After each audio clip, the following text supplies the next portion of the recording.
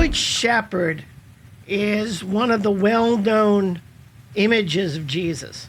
You can see this image in so many stained glass windows in churches. This Good Shepherd passage unites the topic of Trinity and the church's ministry with theological ethics. The big news is this passage is that there are sheep outside of the church who are not a part of the flock. It is the church's main mission to comply with Jesus. The church is expected to go out and fulfill the mission of spreading the gospel throughout the world.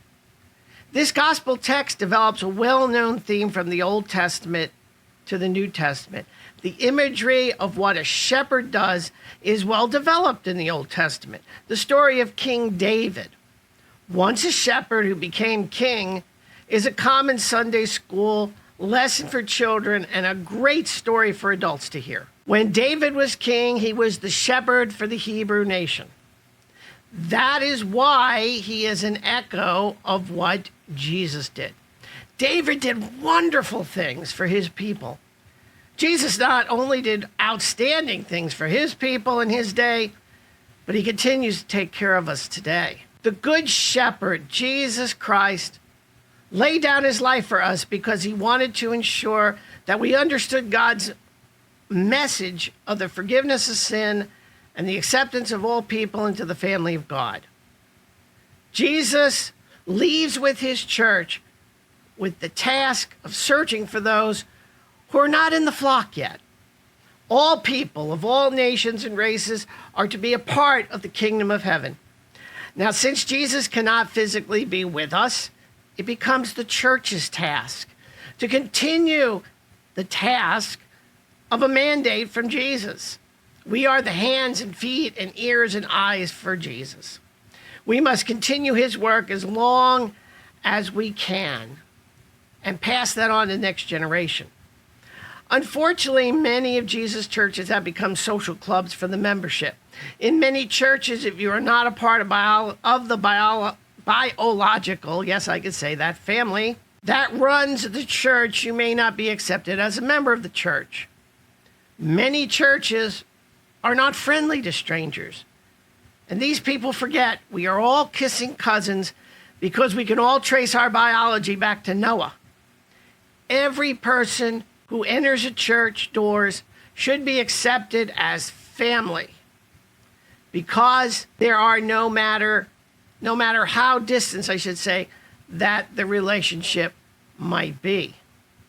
Today it is sad that acceptance is getting worse because we must be wary of strangers due to all of the violence that has been occurring in church from outside people. There is some internal strife because church must get criminal clearances for volunteers who work with children because of some of the incidents that have occurred over the years.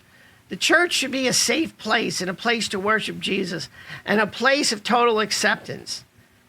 And it will become that again. The members of the congregation can make the church a safe place to worship God again. It is up to them to do this. We must push evil out of the churches, never letting it come back in. We must become like the sheep who follow its shepherd. For the sheep to survive, they need the shepherd. Out on their own, they would perish. In the Middle East, the sheep are not aware of where the oases are and where water can be found in wadis. They do not know where the predators are. And if found, well, they run too slow to get away. Satan is a predator. Evil inclination from Satan surrounds everything that humans try to do. The only way to be protected is by having God on your side. We accomplish this by allowing Jesus, the Good Shepherd, to be our guide and to be our teacher. How do you follow Jesus? Simple. Follow what he says in the scriptures. Be alert for evil people, but commend a visitor. Better is to welcome them and learn about them. And if they are evil, you'll discover it quickly. And if they're not, they should be welcome as a child of God. For we are children of God. We must always remember this. Thank you for listening to this message. I hope it helps you and touches you in some way. And as always, alone.